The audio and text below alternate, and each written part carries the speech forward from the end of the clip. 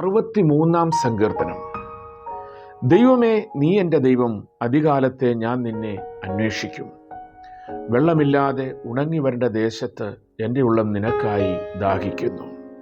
എൻ്റെ ദേഹം നിനക്കായി കാംക്ഷിക്കുന്നു. അങ്ങനെ നിന്റെ ബലവും മഹത്വവും കാണേണ്ടതിന് ഞാൻ വിശുദ്ധ മന്ദിരത്തിൽ നിന്നെ നോക്കിയിരിക്കുന്നു. നിന്റെ ദയ ജീവനേക്കാൾ നല്ലതാകുന്നു. എൻ്റെ അധരങ്ങൾ നിന്നെ സ്തുതിക്കും. എൻ്റെ ജീവകാലമൊക്കെയും ഞാൻ അങ്ങനെ നിന്നെ വാഴ്ത്തും. നിന്റെ നാമത്തിൽ ഞാൻ എൻ്റെ കൈകളെ മലർത്തും. എൻ്റെ കിടക്കയിൽ നിന്നെ ഓർക്കുകയും ഞാൻ രാത്രി യാമങ്ങളിൽ നിന്നെ ധ്യാനിക്കുകയും ചെയ്യുമ്പോൾ എൻ്റെ പ്രാണനും മജ്ജയും മേധസ്സും കൊണ്ടെന്ന പോലെ തൃപ്തി വരുന്നു.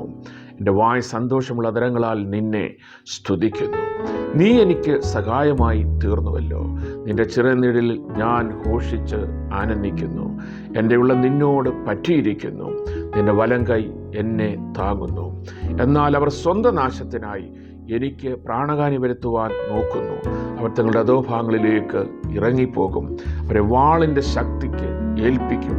കുറുനരികൾക്ക് അവർ ഇരയായിത്തീരും. എന്നാൽ രാജാവ് ദൈവത്തിൽ സന്തോഷിക്കും. അവൻ്റെ നാമത്തിൽ സത്യം ചെയ്യുന്ന എല്ലാവരും പുകഴും. എങ്കിലും ഭോഷ്കവനുടെ വായ് അടഞ്ഞു പോകും.